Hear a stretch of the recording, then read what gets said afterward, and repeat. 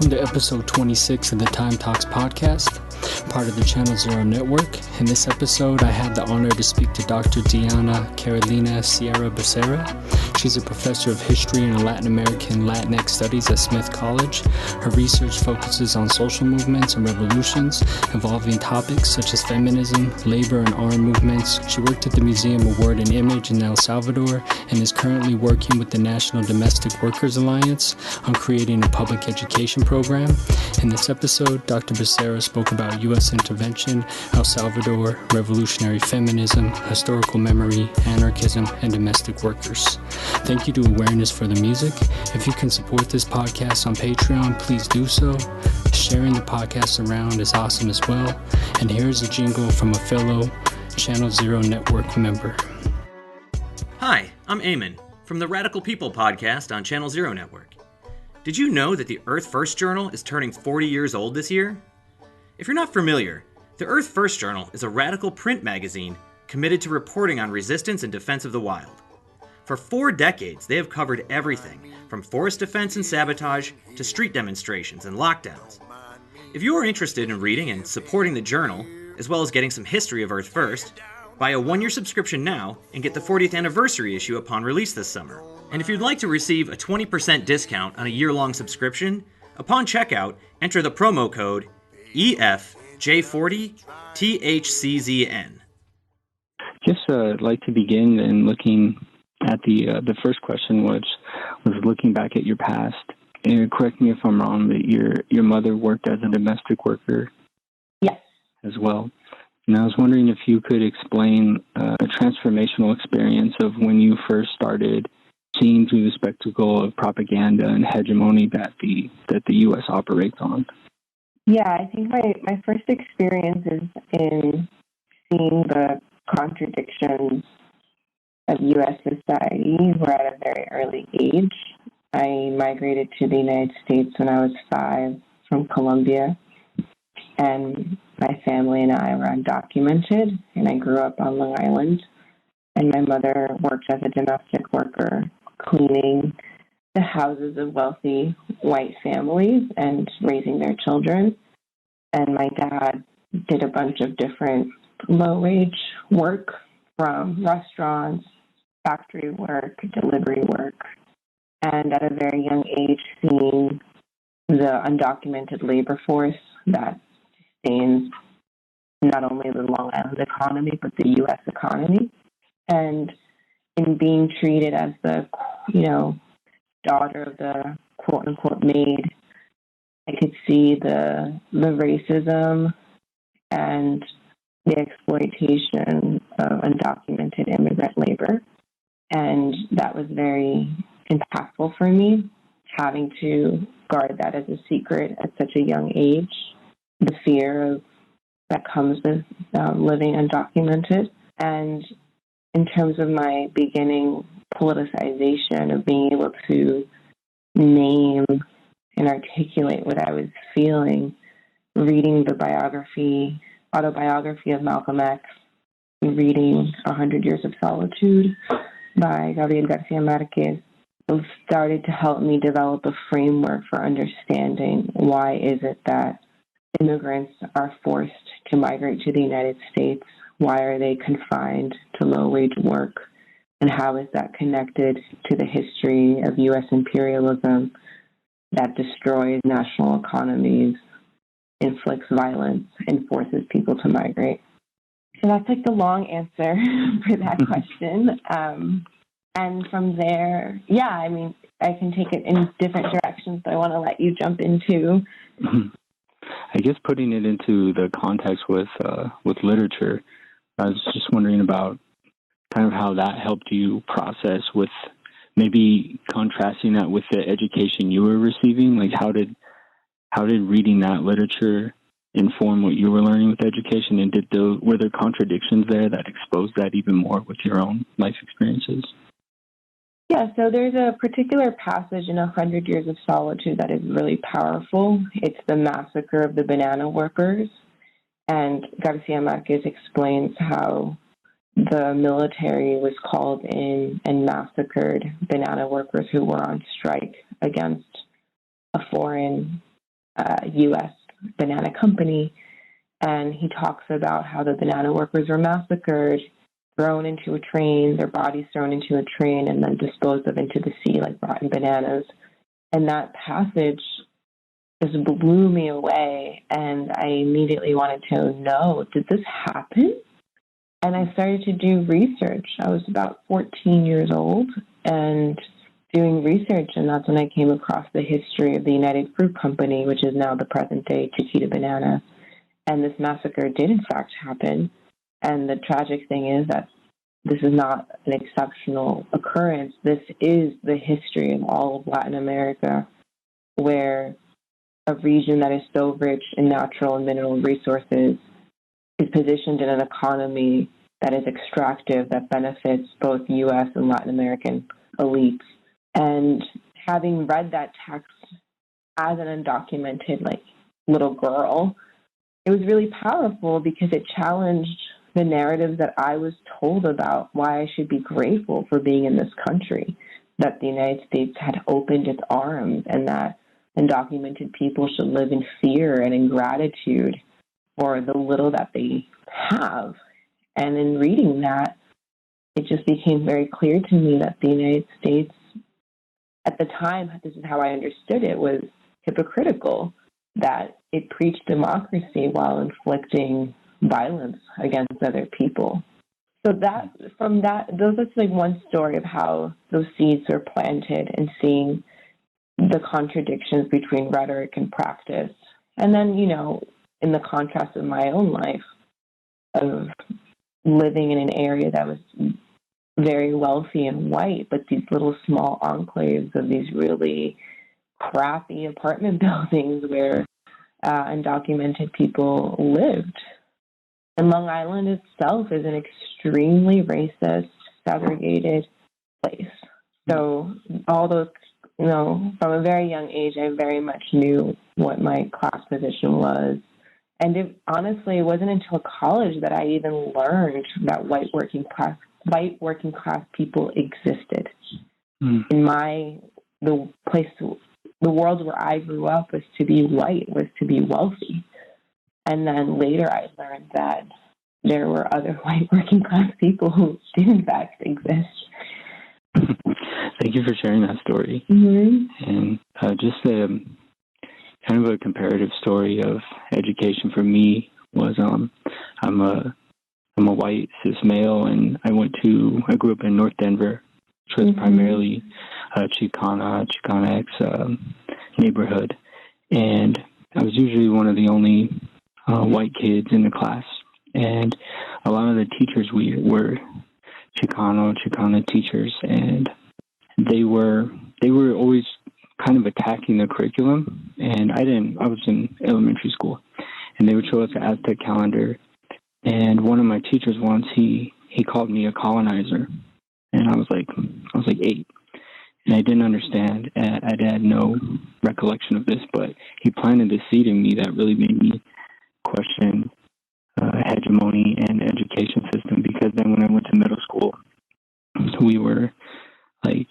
crumpling up paper bags and writing letters back to Spain like we were on Columbus's ships, this horrible colonial pedagogy. And I thought about my elementary school when these teachers were saying this stuff about Columbus, how he was a genocider and this thief. So that kind of planted seeds, but still the seeds that didn't really bloom for me until high school or after. So it's kind of a comparative thing. So thank you for sharing that. Yeah, thank you for sharing. I wanted to ask you about your work with the Association of Salvadoran Women, but I also had a question later about involvement of U.S., like you were talking about with United Fruit and Arbenz in the coup in Guatemala, and U.S. intervention. I didn't know if you wanted to lay out that framework first, or what do you think would be best for laying this foundation of this discussion? Sure, yeah. I think maybe going into the broader historical context would then help to illuminate the history in El Salvador. Okay, So to expand on this, with the focus on the current president of the U.S. and the atrocities he's committed, but much of the focus has been on the spectacle of his tweets. The focus has come off of the ongoing genocidal colonial project, keeping children and people in cages on the border and separating families, especially in the increasing dangerous times of COVID. I was wondering if you could speak on intervention in Central and South America by both Democrats and Republicans, and how this current situation we are seeing right now has unfolded. And to give some context to this, you've in your syllabus you've written about the situation of Kennedy, who began training of death squads in Central America, and then going back to the Carter administration, when he backed a coup in El Salvador, which led to massacre of thousands and the assassination of Archbishop Romero in 1980, after Romero had pleaded with Carter not to provide the junta with military aid, which led to horrific massacres such as Rio Sampol in May of 1980 and on the border of El Salvador and Honduras. And then all the way up to Hillary Clinton and Obama's role in the coup of the Honduran president, Manuel Zelaya. So I was wondering if you could kind of frame this current situation we're seeing, this historical background. Yes. So in order to understand current-day situation around immigration, we have to understand the history of U.S. imperialism and ask a very basic question, which is, why are people migrating to the United States? And when you ask that question, you have to look at the conditions that are forcing them to flee and also look at who is creating those conditions. And the U.S. empire, for a very long time, has been creating conditions that force people to flee. And if we're talking about specifically Central America, since the 1800s, the United States has intervened militarily, politically, economically in the region in order to protect markets, corporate interests, to support big landowners, and to crush progressive and revolutionary movements. And U.S. empire has done this through a wide range of tactics, from military coups to economic policies that support capitalist interests. And the United States, if we're talking about Central America, in the 1980s alone, is responsible for the deaths of 200,000 people. Throughout the entire region, it was supporting military dictatorships that was inflicting horrific violence against students, workers, peasants, human rights activists. Anyone who was demanding the most basic of rights, so for example, farm workers to not be paid in rotten food or currency that they could only cash in at the company store. And those movements began to organize, workers' movements began to organize, but were met with horrific state violence. And those state institutions were, in fact, funded and created largely by the United States and obviously by the national elites in those respective countries. And to your question about the role of both Democratic and Republican administrations, especially when it comes to U.S. imperialism, we see the active involvement of both administrations, that their differences are one of rhetoric but not of practice. So if we look at the example of contrast Carter and Reagan in Central America, Carter was in fact, he openly, publicly had a rhetoric of human rights defense, but his practice was to prevent any revolutionary movement from coming to power. And the way that he did that was through funding the military governments in those regions. So it obviously created a very contradictory situation. Your public was calling for human rights, but funding the institution that is responsible for that violence. And then when we get to Reagan administration, Reagan, his rhetoric is obviously anti-communist and cares very little to giving lip service to human rights. And there are differences absolutely in funding that increase. So I don't want to diminish those differences, but I think I want to make it very clear that the differences are in degree, not in kind, and that both Democrats and Republicans have been historically interested in maintaining U.S. empire, protecting capitalist interests and maintaining U.S. control over those regions. And it's very important to not be shy about that history or to think that somehow through a Democrat in office, the lives of brown and black people abroad are going to be spared. And I mean, I can talk more about the Obama administration as well, but that's just the overall broad context that brings us to this moment. So obviously in context of, if we're talking about El Salvador, for example, around 1 in 5 Salvadorans live in the United States, and El Salvador is a very small country. It's a country about the size of Massachusetts. And to understand why so many people are forced to migrate, you have to look at the history of what the United States was doing, if we're just talking about recent decades in the 70s and the 80s. And those people fighting for temporary protected status, fighting against deportations, and it's just absolutely heartbreaking. But it's also part of the U.S. empire. It's to the benefit of U.S. capitalists to inflict violence in other places, destroy those national economies. Those people are then forced to come here, and then they are categorized as undocumented, which helps you to create a large, cheap labor force that is easily exploitable, and that they are living in fear and creates a difficulty in organizing for their rights, and also allows the U.S. capitalist class to pit undocumented workers against U.S.-born workers, and to say that it's the immigrant worker who's responsible for deteriorating wages and conditions. But it's really important that to emphasize that it was the boss, it was the capitalist, not the immigrant worker, who decided the wage, who sent jobs abroad where they could easily exploit another region's resources and workers. So I think an analysis of U.S. imperialism is absolutely critical to understanding the root causes of immigration, but also for building a radical working class movement that is able to tackle racism head on in society and within the working class, and to build working class unity between Black, brown workers, immigrant and U.S.-born workers, white workers, to uplift the working class as a whole and to build an alternative society that is not rooted in exploitation. Mm-hmm. Yeah, and the whole rhetoric of undocumented, it adds to this lack of critique of capitalism, as you're mentioning, which compounds the violence of patriarchy, of pushing women into lower paid work, and having, like you said, these U.S. born workers not being able to analyze that this is class based, like the boss is making the wages, and instead of them, they're resulting to a white supremacist framework.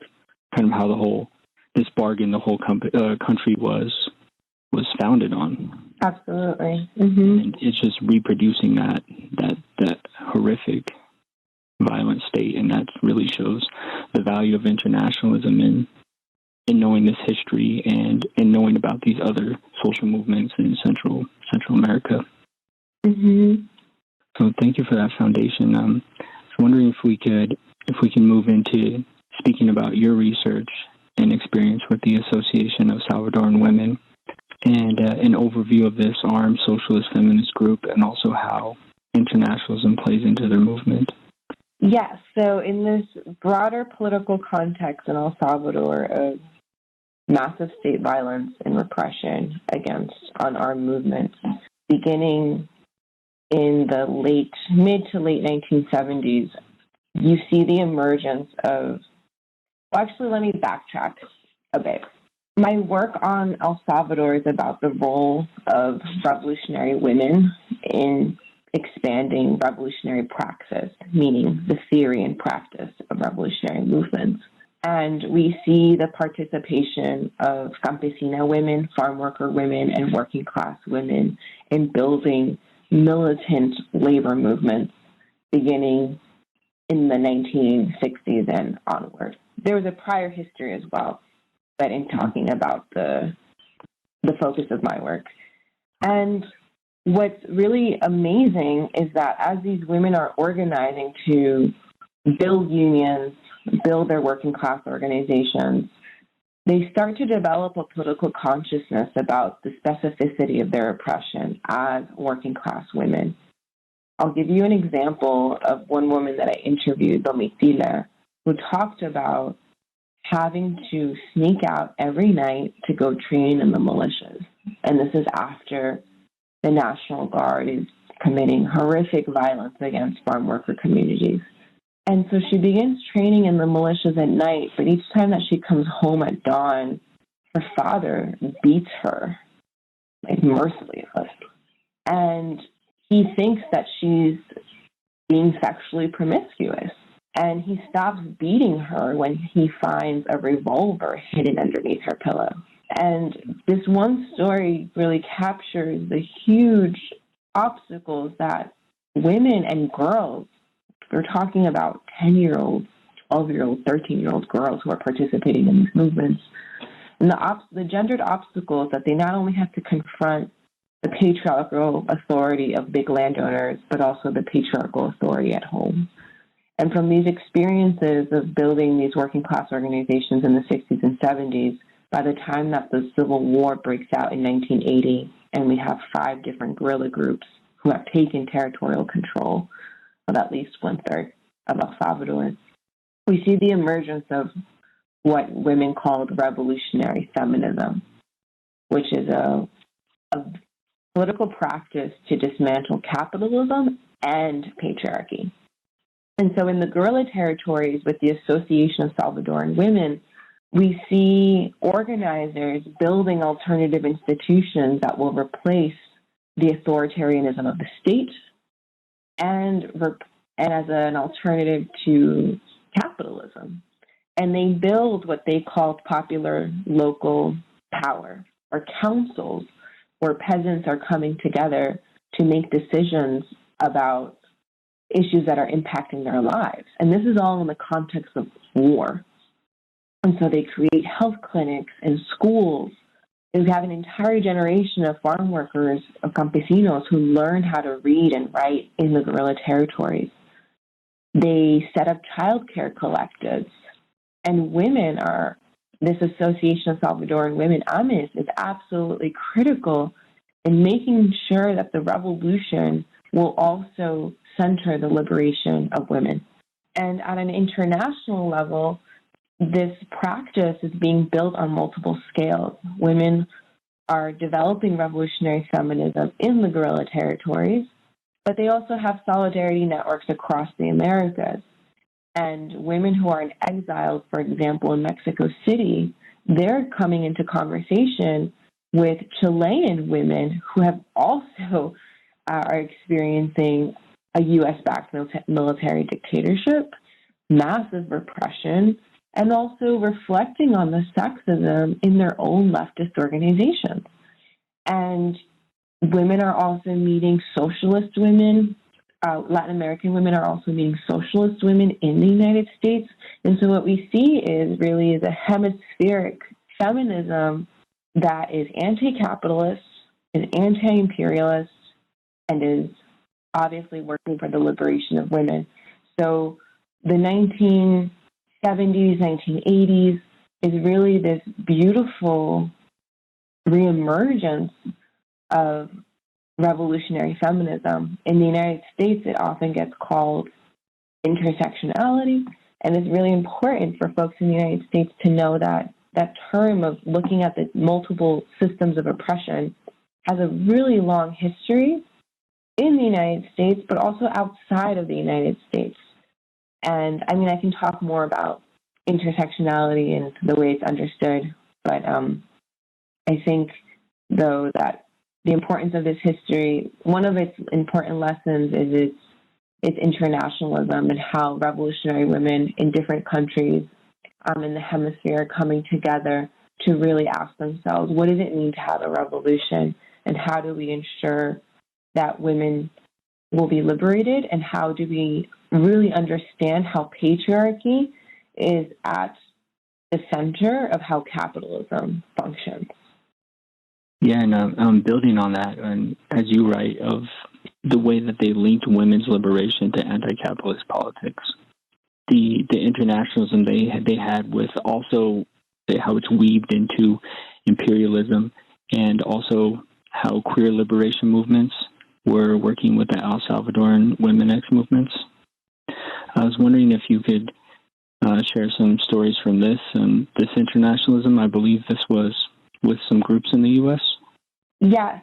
So the Association of Salvadoran Women was one of the biggest women's organizations in El Salvador, linked to one of the biggest of the 5 guerrilla groups, the Popular Liberation Forces. And so they would send delegates to the United States. And during this time in the 1980s, there's a very strong solidarity movement with Central America. And for folks who are interested in this history, they can read the book Lavender and Red, which documents the role of self-identified lesbian and gay activists in the United States and how they were linking anti-imperialism with sexual liberation. And in my own work with the oral histories that I conducted, we see how women, Salvadoran women, are navigating that activist queer world. And it's opening up spaces for conversation. So there was one woman who was asked to speak at a lesbian conference. And this is the first time that she had come to be in a space with all these women who identified as lesbians. And it started to really push her politics to see that sexual politics had a place within the revolution. And it was challenging one of the tendencies in these revolutionary movements, not only in El Salvador, but in other places like Nicaragua, that saw homosexuality as a diversion, or worse, as an imperialist imposition.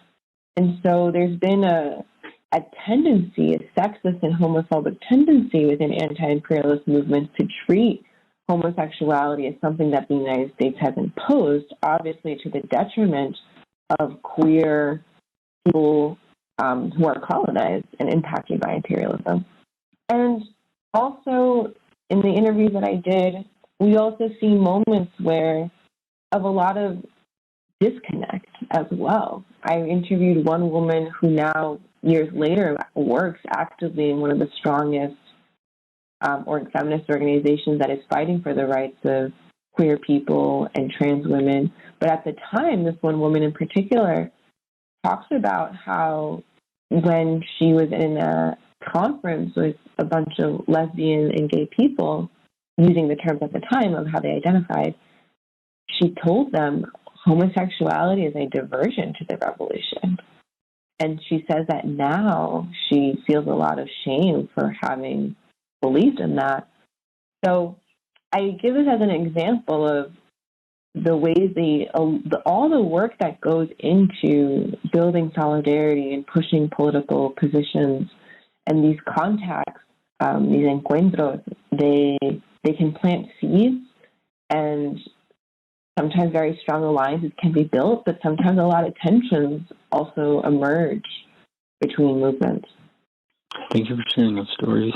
I was wondering if this may already tie into what we've been speaking about, but of how you came to work on your dissertation, Insurgent Butterflies, Gender and Revolution in El Salvador, 1965 to 2015, and some lessons that activists can learn from revolutionaries in El Salvador.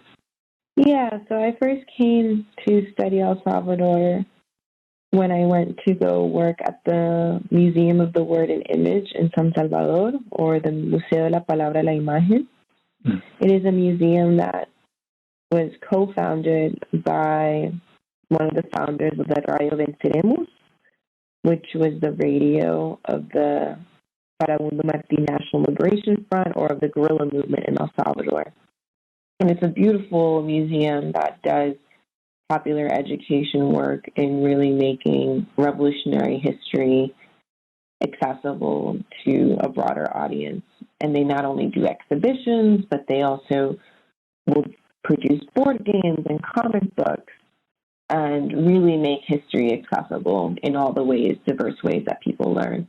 And so I worked there in 2013, and I developed these close friendships and was able to meet so many former combatants, women labor organizers who had participated in the movements of the 70s and 80s. And I saw that women were absolutely critical to these revolutionary movements. And I felt very disillusioned by the way that the, dominant narrative in the United States painted these women and these movements as being monolithic and dominated by urban men and just inherently and inevitably sexist. And obviously there was sexism in the movement, but no one was asking, how did these women respond? And when you just talk to any of these women, it's so clear that they had a political analysis in response to this sexism. They were confronting it. And there were all these ways that they were confronting sexism, both in their daily relationships to fathers and husbands and partners and in their particular organizations, but also the very organized responses that led them to the creation of a women's organization. So that's how I came to the project, and it's really important for me to say and to thank the museum, because it's through that institution that I was able to interview about 50 campesina women and former combatants, because of the trust that institution had developed since the 1990s with these communities. So I could go into a peasant community and say, "Hey, I'm with the museo," and I would interview these women, and all these interviews are accessible in the museum archive. And in terms of your question about the lessons of the Salvadoran Revolution for radicals, I think there's so many lessons. One of the important lessons is the practice of solidarity. And what does that mean? So solidarity meaning that your own liberation is tied to the liberation of another, and working actively to build those connections. So a solidarity practice recognizes that we are impacted differently by systems of oppression. And also, we can hold those differences and recognize that we share common enemies, which is the dismantling of oppressive systems like capitalism and white supremacy and imperialism and patriarchy. And in El Salvador, they built these amazing coalitions between farm workers and workers in the cities. This is an ongoing division, historic division in Latin America between the urban and the rural. And when urban workers were going on strike, campesinos would bus in mass and vice versa. And they were able to build mass coalitions like the Popular Revolutionary Bloc, which was composed of teachers and students and people who lived in slums and workers and farm workers. And they were able to organize a mass coalition that was connecting various sectors of Salvadoran society, various movements, and to bring the entire country to a halt through these really powerful strikes and mass disruptions and boycotts and road blockades, and to build a united anti-capitalist, anti-imperialist, anti-dictatorial front. And I just imagine, what would it look like? And we have, so many possibilities in the United States. And we've seen examples of this too, really powerful examples of, the Black Lives Matter movement being in solidarity with the Palestinian people, or the linking of the Black Lives Matter movement to the immigrant rights movement. And I just, dream of what would it look like to have a mass coalition in the United States that is connecting different sectors of workers and different struggles together. And then another important lesson is, I think, about the importance of building alternatives to capitalism and revolutionary strategy. And so it's important for us to absolutely be engaged in fights that are improving the immediate conditions of working class people. People are hurting now, and they need an increase in their wage. They need protective equipment now. And as we engage in those fights, how to build those fights into revolutionary fights that can not only confront capitalism, but to dismantle it, and what do we put in its place? So in El Salvador, they were able to build those councils that I discussed. And El Salvador is not the only country to do this. In fact, most revolutions absolutely have built workers' councils, and folks can read about that for the Zapatistas, for anarchists in Spain, for the revolution in Rojava, for the communes in Venezuela, many, many examples. And it's very important to build alternative institutions that are going to replace the institutions of this society, and that will allow us to build the necessary power to win. And so I think that's another important example. And how do we create power on a mass scale? So we see many examples in the United States of very important, small-scale cooperatives, but what does it look like to actually build territorial power? And that leads to my next lesson around the question of self-defense, especially in this time where we see increasing fascist violence of the state and white vigilante groups. And I think El Salvador has important lessons to offer where initially we're talking about unarmed communities that didn't even have drinking water and were being horribly massacred. And these communities with no weaponry started to organize themselves to be able to provide security for each other. When is the National Guard going to come in? How do we provide security at protests when there are armed, sniper rifles on top of the buildings? Yeah. And I think, and then they started to build these militias, and in their situation, they build an armed movement. I think in the context of the United States, we're in a very different situation. We're dealing with the most powerful U.S. military in the world.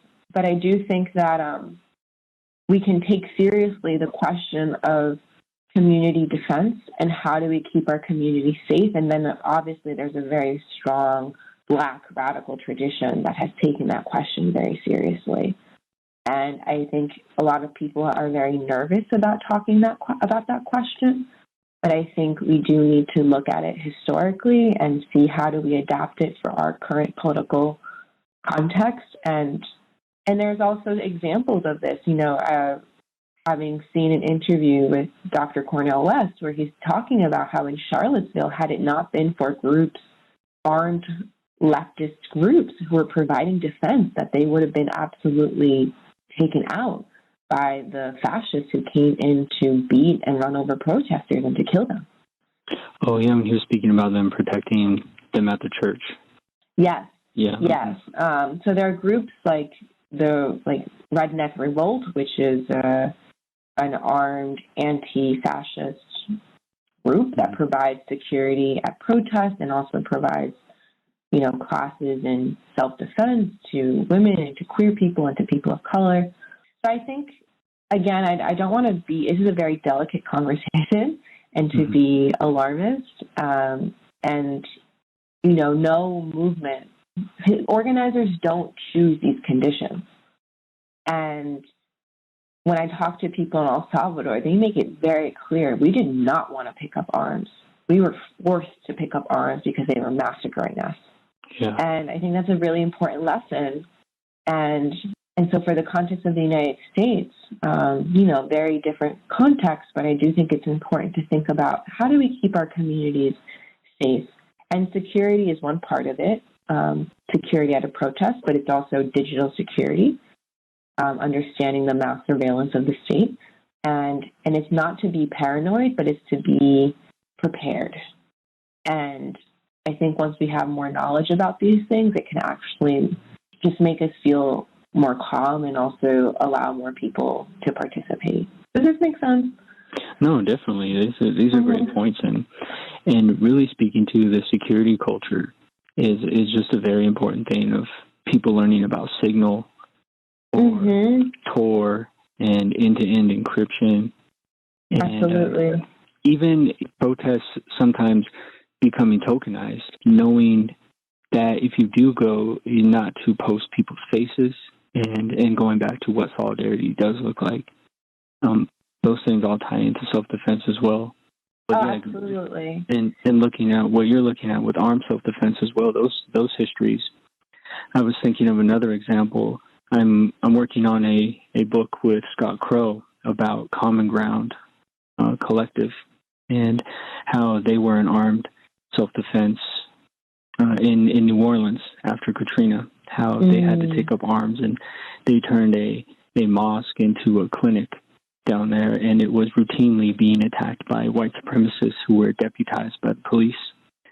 And it wasn't until they took up arms against these white supremacists that they stopped coming into the neighborhood. And it was so all those things are very good examples. Thank you for sharing. Yeah, and to that point, I think the question of violence is a very delicate one, and I think talking about it historically, being able to distinguish between offensive and defensive violence and the costs and benefits to these choices, and being very careful about how we provide security for people and also how not to make ourselves unnecessary targets of the state. Yes. Is another question. And how do we deal with the backlash? And something I've just been seeing even in the local city that I'm in of trying to fight for defunding the police, we definitely see the increased aggression of people when we're like blocking traffic. And we have to take that, really seriously, that I think we're in a moment where, fascist violence is growing, and we can't assume that it's not gonna happen. Yeah, it's already by far they're the most violent on the side, and the propaganda is always against the movements that are challenging the state power and these structures that uphold it, and that propaganda is what makes it so much more dangerous for radicals, because it's always against them. Absolutely. And a thing on solidarity, which I think was really important that you brought up, was something during Ferguson when the Palestinians were showing solidarity with movement Black Lives Matter in Ferguson. And these were some of the discussions that came up during Occupy Wall Street, just of the term Occupy being used and indigenous land, it being on indigenous land. And these were discussions that were had in Denver at the Occupy Denver protests, and Occupy Denver had actually did a land acknowledgement and completely cooperated with AIM and brought AIM into all the GAs and all that, which was something really powerful. And just last night in Denver, the state took down a Kit Carson statue in Denver, and AIM came and did a ceremony with Black Lives Matter last night. And I think actions like that are so important to bring the context in. Absolutely. Of understanding, what is it going to take to actually win, and connecting these struggles, connecting our political analysis, and understanding how these systems of oppression impact all of us, but also impact us very differently. And I think this really ties into your work at MUPI, or the Museum of Word and Image, and you are a curator and educational programmer. And I wanted to ask you about how historical memory is used for denouncing state violence and highlighting social justice instead of propping up ruling class hegemony, as you've written about. And I really liked the term of their 1996 campaign, which was against the chaos of unmemory. And I think that is something that's really going on right now with the U.S.'s statues being toppled and all of these structures actually being questioned and taken down with direct action. Yeah, so the way that the museum tackles, let me back up. Since the signing of the peace accords in El Salvador in 1992, and even before that, the right was actively playing a role in completely denying the role of state violence. And the dominant narrative, especially since the 90s, is that the war happened for no reason and there was equal violence on both sides. And that just is absolutely factually false. And that leads to an erasure of state violence and also the revolutionary movements and what they were fighting for. And so the museum plays a really important role in naming state violence, and the way that it does that is by centering the voices and experiences of people who were most impacted by state violence: indigenous communities, peasant communities, workers, and using oral history and testimonials to allow people to speak and to tell their own stories, and from their perspective to tell the history of El Salvador, in rejection of telling the history from the perspective of military officials and landowners and capitalists and so forth. Mm-hmm. And I think that kind of perspective is really necessary and also very obviously useful in the context of the United States, of writing U.S. history from the perspective of the enslaved, of workers, of women, of people of color, of indigenous communities, and all the oppressed groups in the United States, and of looking at the instances of solidarity and also of division. And I think it's really powerful right now that in these rebellions, these public statues are being torn down, because people understand the role that public space and history plays in legitimizing a violent system. And, you know, a lot of people say that one of the common critiques is like, well, you're erasing history. And it's like, absolutely not. It's a retelling of history from the perspective of the oppressed. And you can tell the history of genocide in this country by centering the experiences of indigenous communities, mm-hmm. as an example. So I think it's really important, the role of history, to be able to be in dialogue with our movement ancestors, to be able to understand how these oppressive systems arose, how have people fought back in the past, and how can they ultimately be dismantled. Yeah, thanks for sharing that. And yeah, I think the discussion around the statues being taken down and erasing history has been a strange debate, like you pointed out. And I've seen other debates where people have said, well, there should at least be a plaque where that statue used to be that explains what used to be there. But I also feel that that's problematic because it's mm-hmm. once again centering a racist, a colonialist. It's once again centering them and giving them a plaque instead of actually telling a whole story of that place. And Absolutely. And also it erases the fact of how these statues came about. So I'm not a U.S. historian, but like my understanding is that the rise in the production of Confederate statues was a direct response to the Civil Rights Movement, and as part of the segregationist movement. And so that's a really important thing to understand, is why is it that in particular moments certain histories get uplifted, and what is their political use, and who is speaking, and whose interest does it serve? So it's not like these statues are somehow like timeless or whatever. Yeah. No, that's such a good point, because, they were made to combat the civil rights movement, and then it would be, once again, connecting the dots of white supremacists and kind of retracing their steps, which would only reproduce the whole situation instead of actually telling the actual truth of this country, which is indigenous land. Mm-hmm. My next question, I wanted to ask you, I first read your work in Queering Anarchism, and I wanted to ask you about your relation to anarchism and how it intersects in your research, and also how it has influenced social movements in Central and South America. So I think anarchism has a broad political tradition, and I think if I could distill it, is a political tradition that's invested in dismantling all forms of oppressive hierarchies, and specifically dismantling the state.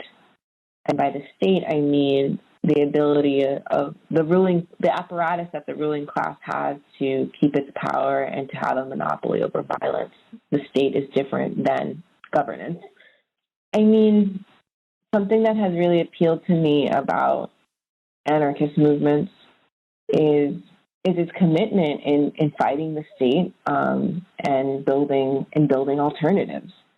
And there's also a very strong tradition within the anarchist movement of women's liberation as well. And in terms of my research, the movements that I've studied didn't necessarily self-identify as anarchists. So, for example, in El Salvador, they mainly identified as Marxists or as communists, or they identified with liberation theology, which is like a fusion of Marxism and Catholicism, and also local traditions. But I think that it's important to analyze why people identify with certain political labels, but I do think it's also important to look at just political practice.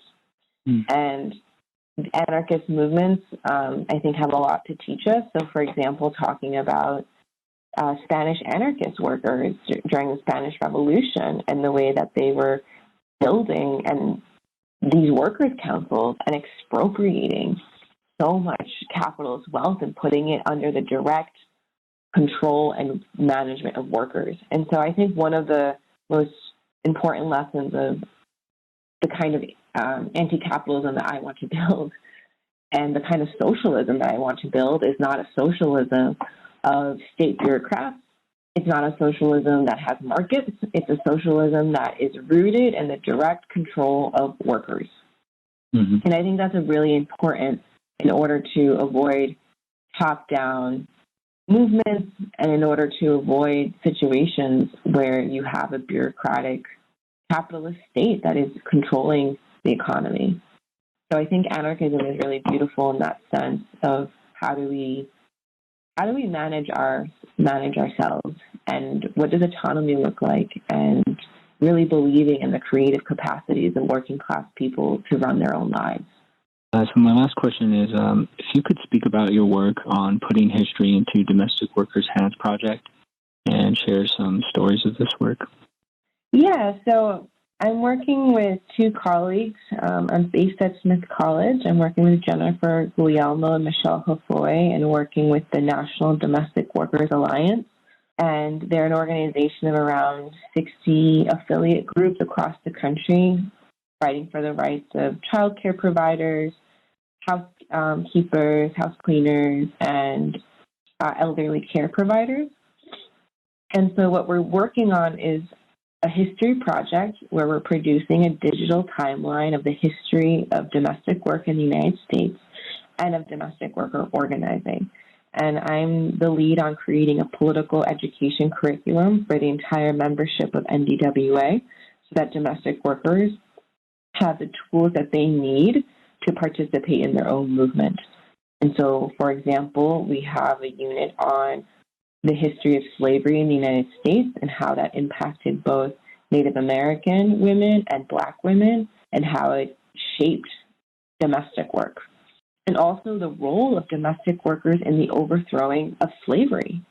Domestic workers had used a wide range of tactics to resist and to overthrow slavery, from sabotaging tools, slowing down work, running away, in the case of enslaved women, using abortions in order to stop, slave owners from being able to have more enslaved children, and this is really powerful, enslaved women taking control over their bodily autonomy, which under slavery was absolutely denied.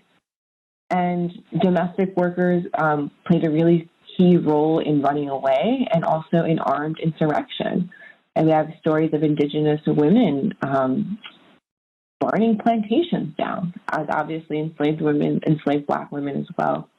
And so the goal of the project is to be able to make history accessible to domestic workers right now, a diverse, multiracial, multi-ethnic, multilingual domestic worker movement, and to show folks that their histories are in fact connected. So, for example, how are the histories of Filipino women connected to Central American women? And how are the histories of Black women, both women born in the United States and abroad, connected to these other sectors? So the curriculum is about learning how power works, but also building a more powerful movement that can be in solidarity with each other.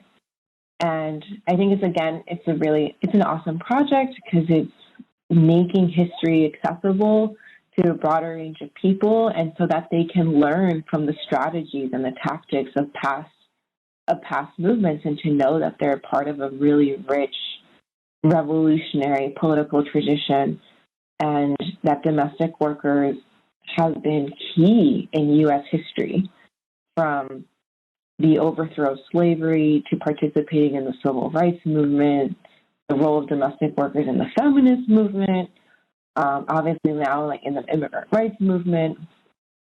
So that's kind of the heart of the project. Oh, that sounds like an awesome project. Is there a way that people can support the project or support your work? Yeah, so we're actually going to be launching in a few months. So the materials are not yet public, but I can definitely send you some links that folks can access and take a look at the project. And yeah, I would love to support in any way, or if there's like a GoFundMe or any fundraiser for it as well. Yeah, so we are very lucky in that the project has a private donor that is very generously funding the project. But I would encourage folks, to go to the National Domestic Workers Alliance, look at the different affiliate groups. There's ways that folks can support right now, donating to domestic worker funds who are facing, obviously, really precarious conditions under COVID, and to support directly the affiliate groups that are organizing domestic workers, but also engaged in other fights. To link to the Pioneer Valley Worker Center, and I can also, in Western Mass, and they do amazing work around, especially right now, around mutual aid. Beginning in 2016, we built a rapid response network that has 3,000 people, and it was inspired by the model in El Salvador. Oh, that's awesome. Yeah, and our membership is primarily restaurant and farm workers from Guatemala and El Salvador. And I wrote an article that talks about the model of the Worker Center, because it's a really cool model of we have all these worker committees, and then we have solidarity in the streets, where folks who are not workers can also participate in order to advance the campaigns of immigrant workers and now frontline workers too. The Pioneer Valley Worker Center is a worker-led organization based in Western Massachusetts, and it works primarily around immigrant and workers' rights. The membership is primarily restaurant workers and farm workers, but especially now growing sector of frontline workers that work in supermarkets or work in healthcare. And the organization focuses on building the power of workers so that they can improve immediate conditions, such as higher wages, protective equipment, improving conditions that they're facing at their jobs. But also the Worker Center is committed to building revolutionary movements. And the model of the Worker Center, I think, is really inspired by the history of farm worker movements in Central America. And so we have various worker committees where primarily Guatemalan and Salvadoran workers, and now, especially because of the pandemic, U.S. workers coming together to make decisions about what can we do to support one another and to discuss their collective problems and to build campaigns together. And we also have a rapid response network that we built in 2016 after the Trump election. And that rapid response network fights deportations and labor exploitation and hate crimes. And it has various committees. So it has a rideshare program. It has court accompaniment. It has food distribution and childcare. And especially right now during the pandemic, the food distribution program has grown tremendously. The Worker Center is doing 2 food distributions to around several hundred families, and it's doing that twice a week. And the Worker Center had also fundraised lots of money. I forget off the top of my head, but thousands and hundreds of thousands. Actually, I don't know if hundreds of thousands of dollars. I can actually go look this up. An undocumented fund for undocumented workers who are restaurant workers and farm workers who can't access, federal funds right now. So just to give a concrete example, the Worker Center has distributed over 10,000 pounds of food to over 400 members and their families, which I think is really remarkable. It has distributed over $200,000 to undocumented workers. And right now what we're seeing is that workers are they're being put up to be slaughtered, essentially. We have cases of farm workers who are going to work with COVID because their bosses are forcing them to go to work or threatening them to fire them, not providing them with protective equipment. And the Worker Center is amazing for so many reasons, but I really do think that it's an organization that really believes in solidarity and of connecting the struggles of different workers and really holding that they do face different conditions. What an undocumented Central American farm worker faces is different than, let's say, a college-educated white worker who works at a restaurant. But it's also important to name that they are both being exploited, and they have a shared investment in coming together to be powerful together. So if folks are interested in learning more about the model of the Worker Center, I can share a link and an article that explains that model, because I do think it's a really useful model for building capacity, since Worker Centers are so underfunded and understaffed. And especially right now with COVID, is really hard. How do we bring folks together? Yeah, definitely. And this organization also has a worker co-op farm. Yes. Mm-hmm. Yes. So it has it's called Riquezas del Campo, or riches of the countryside. And it's a farm worker cooperative run by farm workers. And it's part of, our vision of trying to build our alternative institutions where workers themselves are making democratic decisions and really sharing, the fruits of their labor and the profits that they're generating. And so they've been selling their goods to local supermarkets.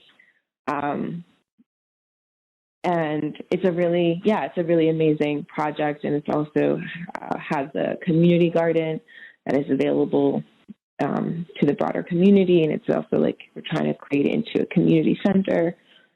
And it's just one project, but thinking about how do we build territorial power in this region? And Western Mass has also a really rich history of, abolitionist history. Sojourner Truth lived in the next town over in Florence. I learned that John Brown was from Springfield, which is 30 minutes away. Oh, wow. I didn't know that. Yeah. You can double check that, but I'm pretty sure. So, I think that the Worker Center owes a lot of gratitude to these prior movements, and especially El Salvador and other places have been the huge inspiration for how do we build structures that allow us to survive, but also to fight and resist state violence. And it's not the state violence that was happening in El Salvador with a U.S.-backed dictatorship, but state violence is manifesting itself now in different ways through the deportation apparatus, through a state that is very willing to slaughter workers so that the economy can continue to generate profits for capitalists.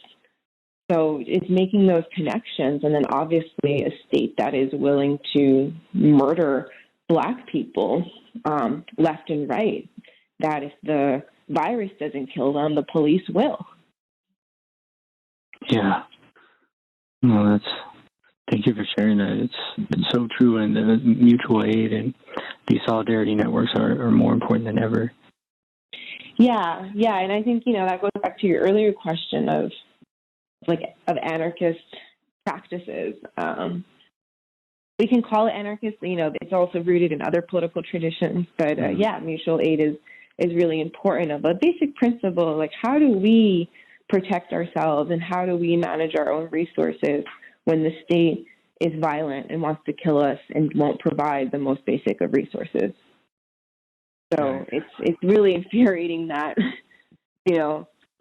small organizations have distributed more food and protective equipment than the state. Yeah. It's horrible, but it's been seen before, and again, like with Hurricane Katrina. Yeah. Mm-hmm. It routinely isn't there to help people. Yeah, it's there to let people die. Yeah. Well, Deanna, thank you so much for this powerful conversation, and very informational, and also sharing your experiences and these powerful stories that need to be heard. So I wanted to thank you. Thank you. I appreciate you reaching out and the time and the care that it goes into having an interview and also, creating a podcast. So thank you. Thank you for listening to this episode of the Time Talks podcast, part of the Channel Zero Network. Please check out the links in the show notes to Dr. Becerra's works, links to the National Domestic Workers Alliance, and to the Pioneer Valley Workers Center. Thanks as always to Awareness for the Music, and see you next time.